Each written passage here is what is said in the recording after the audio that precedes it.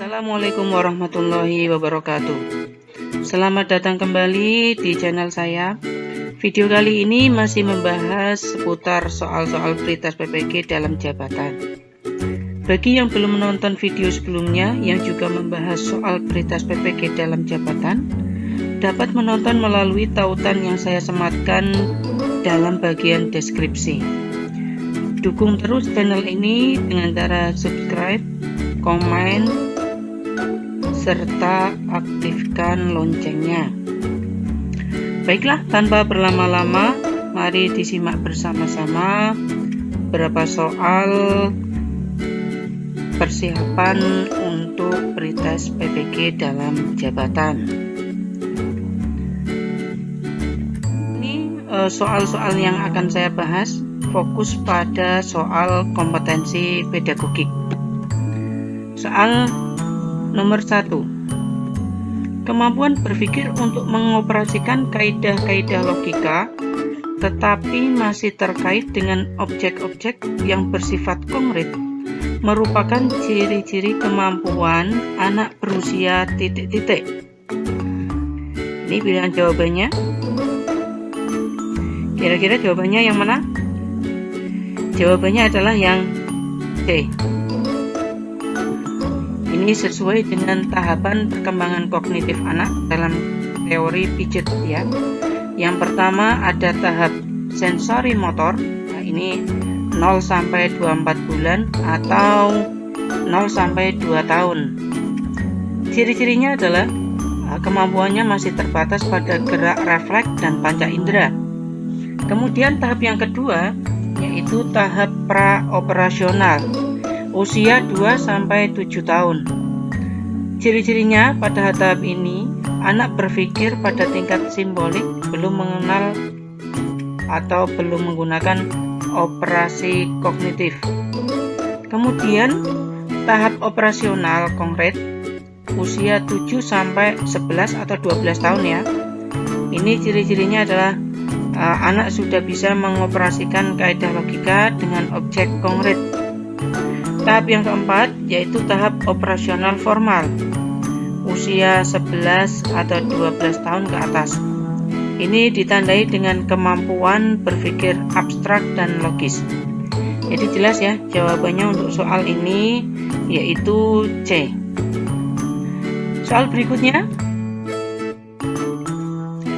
menggunakan potongan sapu lidi, kelereng, globe, gambar-gambar yang menyangkut pembelajaran IPA serta IPS sebagai media adalah sesuai dengan tahapan perkembangan berpikir anak yang dikenal sebagai tahapan titik-titik. Ini pilihan jawabannya. Kira-kira yang mana pilihan jawaban yang tepat?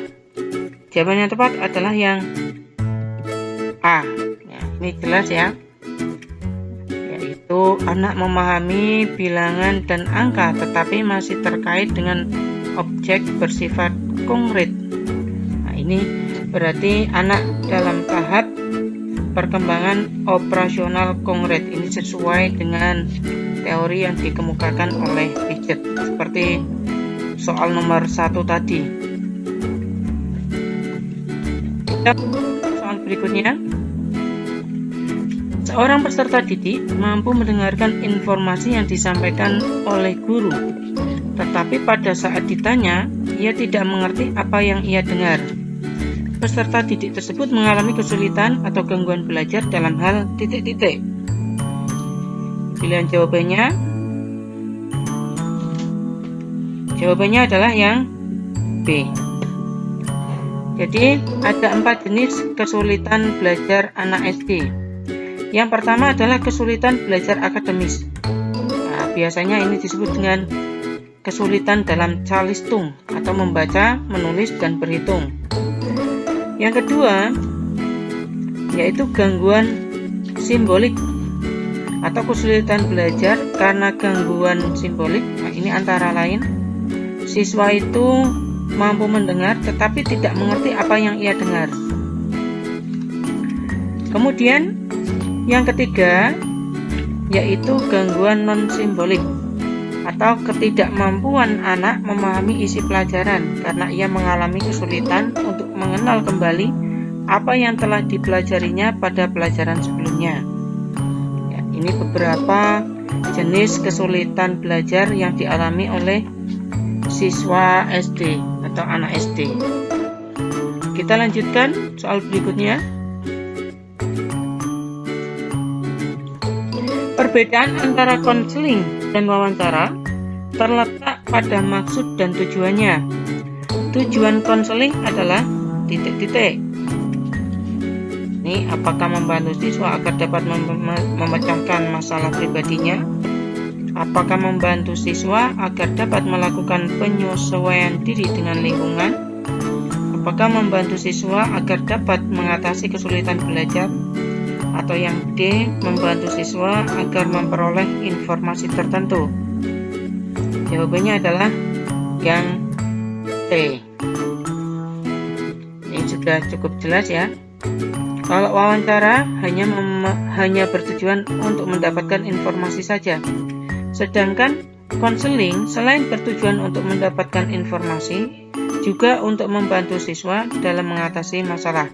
Misal, kesulitan dalam belajar. Berikutnya, di dalam proses pembelajaran, para siswa dihadapkan dengan situasi di mana ia bebas untuk mengumpulkan data, membuat dugaan atau hipotesis, mencoba-coba atau trial and error, mencari dan menemukan keteraturan atau pola, mengeneralisasi atau menyusun rumus beserta bentuk umum, membuktikan benar tidak dugaannya itu. Hal ini merupakan penerapan teori belajar titik-titik, cybernetik, humanistik, behaviorisme, atau konstruktivisme. Jawabannya adalah yang D, konstruktivisme. Mengumpulkan data, membuat dugaan, mencoba-coba, mencari dan menemukan keteraturan, mengeneralisasi atau menyusun rumus beserta bentuk umum, membuktikan benar tidaknya dugaan itu. Ini sama artinya dengan mengkonstruksi suatu pengetahuan. Sehingga saya simpulkan ini adalah konstruktivisme. Berikutnya, teori ini memandang belajar sebagai hasil dari pembentukan hubungan antara rangsangan dari luar atau stimulus dan balasan dari siswa atau respon yang dapat diamati. Semakin sering hubungan antara rangsangan dan balasan yang terjadi, maka akan semakin kuatlah hubungan keduanya. Teori belajar yang dimaksud adalah titik-titik. Ya. Jawabannya adalah teori behaviorisme. Jadi menurut teori behaviorisme, hasil belajar itu didapat dari rangsangan dari luar yang direspon atau dibalas dari perhatian siswa, atau dengan bahasa lain rumusnya adalah hasil belajar ini rangsangan dari luar atau stimulus ditambah balasan dari siswa atau respon. Soal berikutnya, menurut teori ini, peranan guru dalam pembelajaran adalah sebagai fasilitator, motivator, dan memberikan kesadaran mengenai makna kehidupan pada siswa. Teori belajar ini berusaha memahami perilaku belajar dari sudut pandang pelakunya, bukan dari sudut pandang pengamatnya. Teori belajar ini adalah titik-titik. Ini pilihan jawabannya hampir sama seperti soal-soal sebelumnya ya. Jawabannya adalah humanistik. Pada teori humanistik, ini memandang guru sebagai fasilitator dan motivator, serta berusaha menyadarkan siswa akan makna dari kehidupan. Berikutnya, Pada masa kini, siswa dituntut untuk dapat belajar setiap saat dan bisa terjadi dimanapun. Hal ini terjadi karena kemajuan teknologi yang memungkinkan belajar jarak jauh dalam jaringan atau online. Pernyataan di atas sejalan dengan teori belajar. Ini bilang jawabannya. Nah, tentu saja jelas ini ya, cybernetic. Kata kunci di sini adalah belajar jarak jauh dengan memanfaatkan teknologi dan internet atau cyber. Ya. Berikutnya, tujuan pembelajaran yang menggambarkan proses dan hasil belajar yang diharapkan dicapai oleh peserta didik sesuai dengan kompetensinya dimuat dalam titik-titik. Silabus, RPP, silabus dan RPP atau SKR. Ya. Jawabannya adalah RPP. Ini jelas sekali. Tujuan pembelajaran itu terdapat dalam RPP atau Rencana Pelaksanaan Pembelajaran. Soal berikutnya, salah satu prinsip penyusunan Rencana Pelaksanaan Pembelajaran atau RPP adalah titik-titik. Ini pilihan jawabannya. Jawabannya yang betul adalah pembelajaran dirancang dengan berpusat pada peserta didik. Nah, ini sesuai dengan prinsip dalam pembuatan atau penyusunan RPP.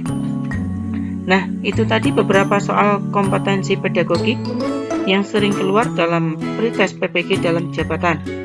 Semoga bermanfaat dan bisa menjadi salah satu referensi belajar dalam mempersiapkan diri untuk menghadapi pretest PPG dalam jabatan tahun ini. Terima kasih sudah menonton. Kemudian mudah-mudahan bermanfaat. Wassalamualaikum warahmatullahi wabarakatuh.